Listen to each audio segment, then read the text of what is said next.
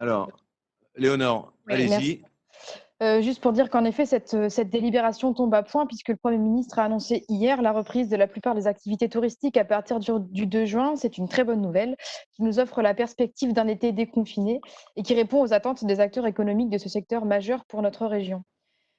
Pourtant, les mois de crise passés et les contraintes imposées par les consignes sanitaires va lourdement affecter les acteurs du tourisme, les grands acteurs comme les plus petits et tous les emplois qui y sont liés, même si l'activité est à nouveau autorisée. Alors, l'objectif face à cette crise pour notre région, c'est de soutenir les acteurs du tourisme dans la reprise de leur activité, puis dans leur équilibre économique à long terme. Et pour le soutien à la reprise de l'activité, les mesures proposées vont dans le bon sens et je pense que la réactivité avec laquelle elles seront déployées sera essentielle.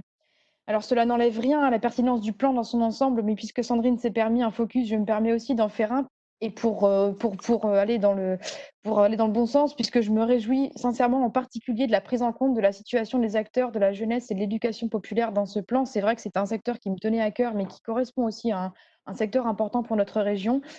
Aux côtés de nombreuses personnalités politiques, de la société civile, aux côtés des acteurs de la jeunesse et de l'éducation populaire de notre région qui sont vraiment mobilisés à nos côtés. Ça fait plusieurs mois que nous portons un plaidoyer pour alerter sur les lourdes menaces qui pèsent sur ce secteur, parce qu'il fonctionne habituellement sans aide publique, pour les séjours de vacances notamment. Et donc, au-delà de l'impact de la crise économique sur les structures, les vacances au plein air, les séjours de vacances font partie de notre imaginaire collectif de l'été et ils répondent cette année encore plus que les autres à un vrai besoin éducatif pour les plus jeunes, mais aussi à une source de revenus pour de nombreux jeunes animateurs, par exemple. Alors avec ce plan, dès demain, nous les aiderons à s'équiper pour adapter leurs activités aux contraintes sanitaires. Dès demain, nous proposerons, vous l'avez dit, un chèque solidarité tourisme qui aidera à la fois les familles à offrir des vacances à leurs enfants et à la fois les structures à remplir leur séjour. Et ça faisait partie de leur demande et je le salue. Et donc, après l'été, viendra l'heure du bilan. Et pour que tous les acteurs de la jeunesse et de l'éducation populaire passent l'été et qu'aucun ne manque à l'appel l'an prochain, nous avons obtenu de votre part la garantie qu'une aide à l'équilibre économique des structures pourra être envisagée dès la plénière de septembre et nous nous engagerons pleinement dans ce sens.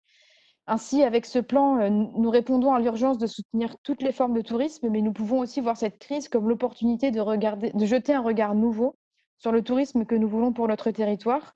Le tourisme international sera quasiment à néant cet été et nous incite de fait à découvrir ou à redécouvrir la Nouvelle-Aquitaine. Et le tourisme que nous vivrons cet été sera de fait plus responsable. Un tourisme avec moins d'impact écologique, puisqu'avec un poids transport réduit. Un tourisme dont nous espérons que les bénéfices soient équitablement répartis sur le territoire. Et un tourisme que nous espérons également respectueux de nos côtes, de nos parcs naturels, pour que le fait que le tourisme régional soit croissant ne rime pas avec la destruction du patrimoine naturel qui fait notre richesse et pour qu'en fait ça nous donne raison de soutenir un tourisme régionalisé sans que ça ait un impact trop négatif sur notre patrimoine naturel.